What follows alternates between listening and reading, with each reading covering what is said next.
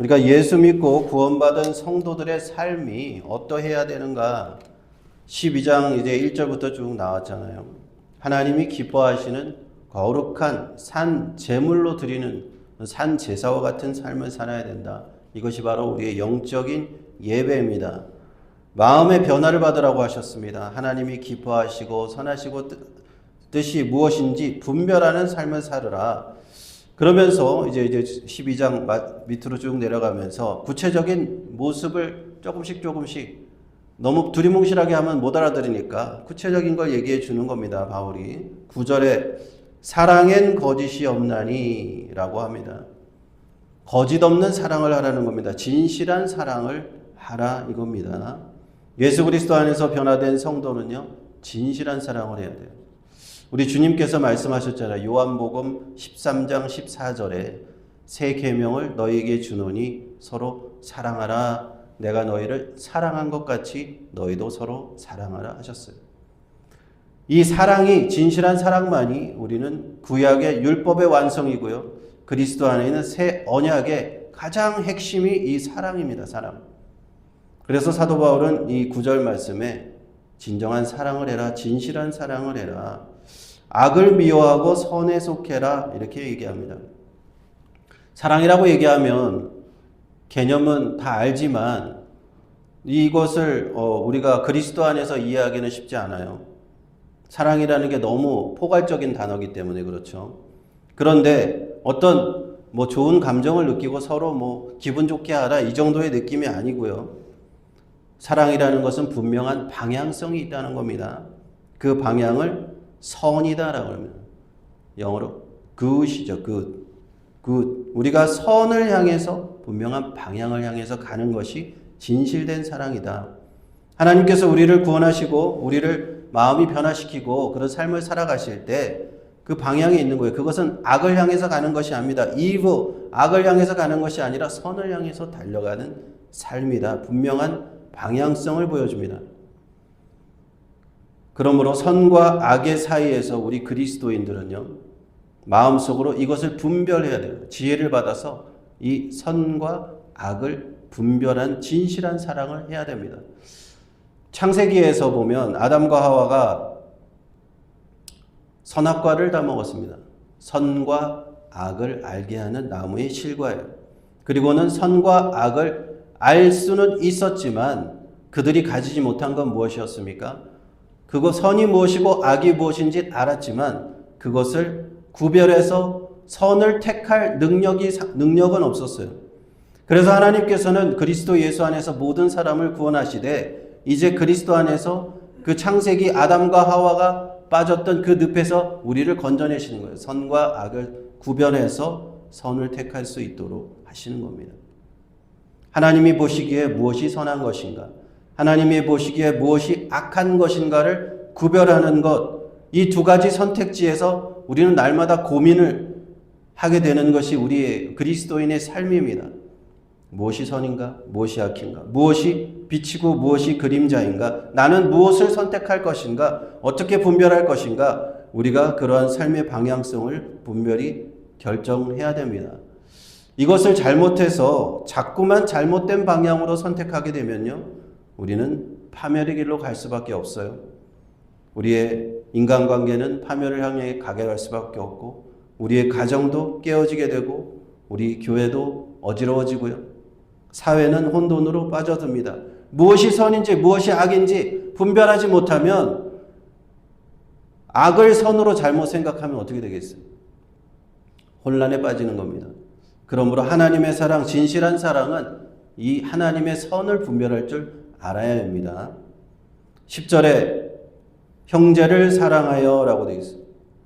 진실한 사랑 어떻게 할 것인가? 먼저 믿음의 형제 자매들을, 여기 자매라는 단어는 없지만 형제라는 단어 안에 다 포함되어 있는 겁니다. 믿음의 사람들이 우리 교회 안에서 형제 자매 안에서 먼저 사랑해야 되는 거죠. 예수 믿는 사람들이 교회 안에서도 서로 사랑을 못하면서 어떻게 바깥에 나가서 복음을 전할 수 있습니까? 교회 안에서도 서로 다투고 싸우고 막 시기하고 그러면서 그리스도의 사랑을 얘기할 자격이 없는 겁니다. 그래서 우리 교회의 시험은요, 항상 이 지점에서 시작되는 거예요. 우리 교회 안에서 우리가 형제를 사랑할 수 있는가. 요한복음 13장 35절에 너희가 서로 사랑하면 이로써 모든 사람이 너희가 내 제자인 줄 알리라 하셨습니다. 교회 안에서 먼저 우리가 사랑을 해야 돼요. 교회 바깥은 나중에 신경 써도 돼요. 교회 안에서 그리스도의 진실한 사랑의 공동체를 우리가 세워야 됩니다. 아무리 교회가 사람이 많으면 뭐합니까? 성도들이 많으면 뭐합니까? 시기하고 분열하고 질투하고 싸우고 그러면은 아무 소용이 없는 거예요. 그리스도의 이 진실한 사랑의 모습 다 잃어버리는 겁니다. 그것을 바라보는 세상 사람들은 뭐라고 생각하겠습니까? 교회는 맨날 싸우는 곳이네. 누가 그런 농담을 하잖아요. 맨날 싸우는 거 보니까 너 교회 다녀? 왜 싸우고 그래? 그렇게. 교회 가서 하도 싸우는 걸 많이 봐가지고 그런 조크가 있을 정도예요. 우리 잘못된 거죠.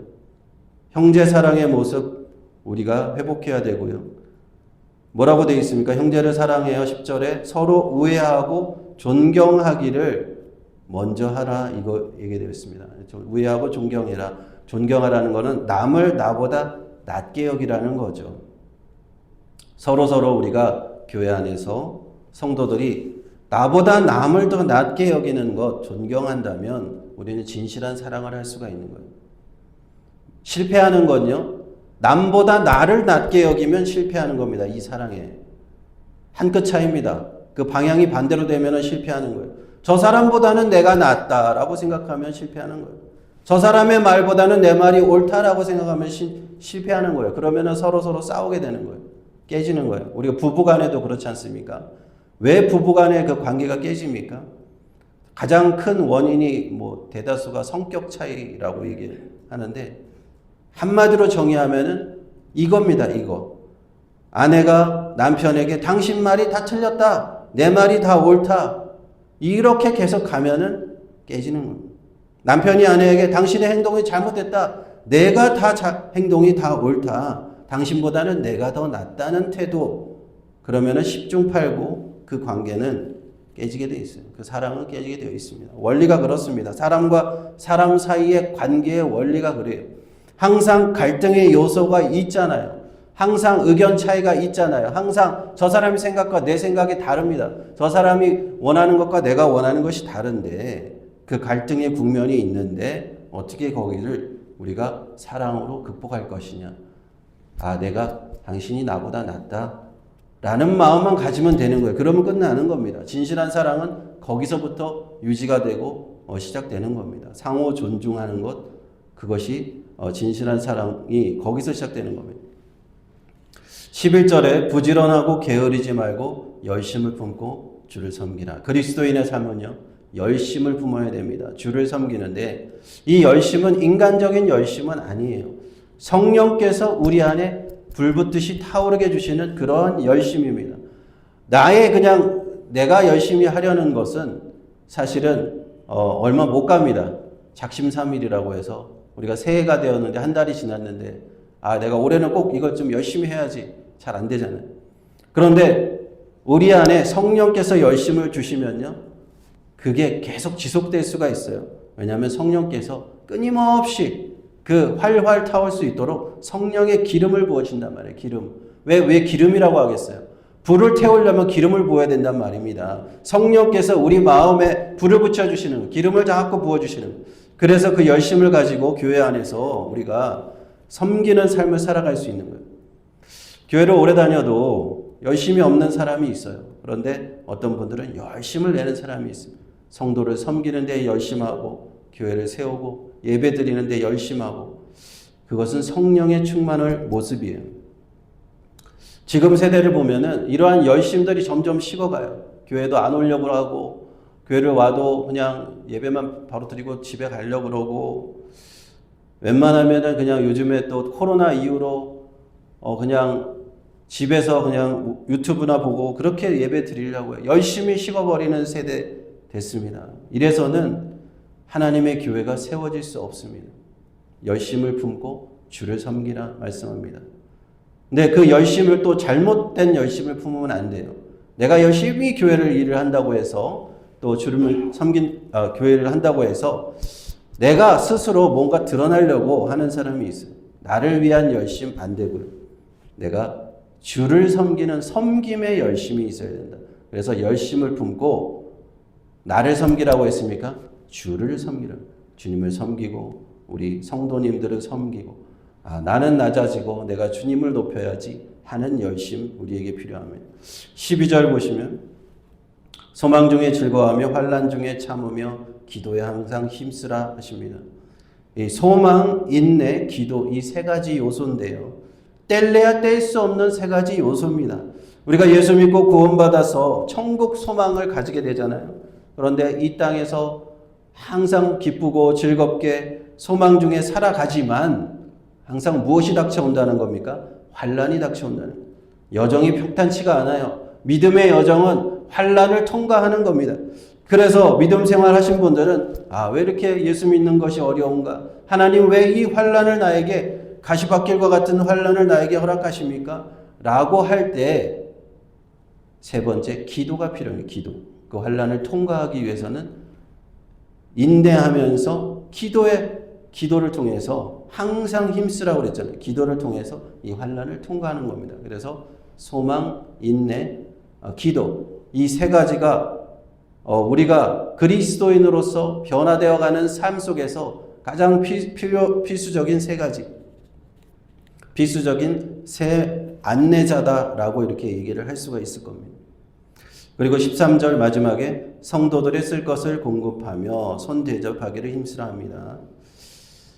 성도들의 쓸 것을 공급하라는 것은 구체적으로 성도들을 이렇게 말로 위로하라 이런 것도 얘기할 수 있었겠지만 쓸 것을 공급하라 그랬어요. 물질적인 걸 얘기하는 겁니다. 말로만 사랑한다 하지 말고 실제로 그들이 필요한 것을 주라는 겁니다. 필요한 걸 주라는 거예요. 형제자매들이 정말 필요한 사람이 있잖아요. 어려운 분들이 있습니다. 도움이 필요한 사람도 있습니다. 나에게 도울 힘이 없으면 모르겠지만 나에게 하나님이 도울 힘을 주셨다면 주라는 겁니다. 물질을 주라는 거예요.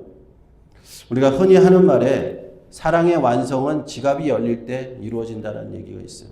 좀 약간 세상적인 조크 같지만 그게 진짜 진실입니다. 100마디 사랑한다는 말보다는 지갑을 열고 그 사람을 위해서 하나의 선물을 사준다든지 그 사람을 위해서 밥 한 끼 사준다든지 하는 것이 더 내 마음을 표현할 수 있는 거예요.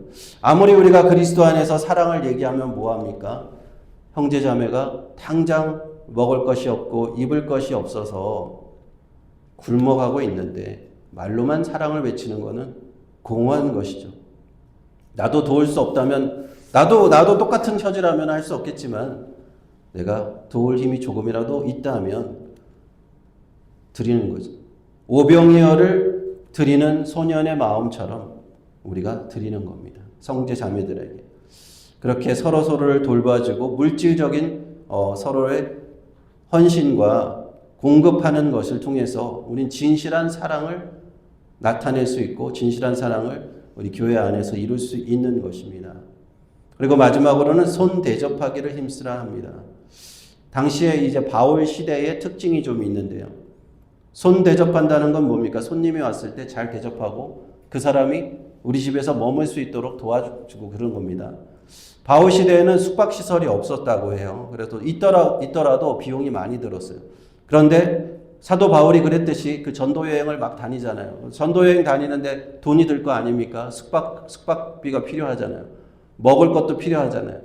그런데 사도 바울이 돈이 있었겠습니까? 생각해보세요. 사도 바울 돈이 없었을 거라고 저는 보고 있어요. 자기가 겨우 천막 만들어서 그냥 하루하루 살아가는 것이지. 그러면 제일 중요한 것은 사도 바울이 가는 곳마다 자주장사 루디아처럼 우리 집에 들어오세요. 우리 집에서 제가 사도 바울을 섬기겠습니다.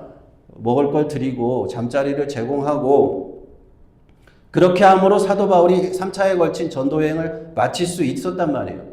그래서 사도 바울이 얘기하는 거예요. 손 대접하기를 힘쓰라. 자기 경험을 얘기하는 거예요. 손 대접이 정말 필요하다. 복음이 전파되기는 전도자들이 돌아다니면서 복음을 전해야 되는데 손을 대접해야 된다.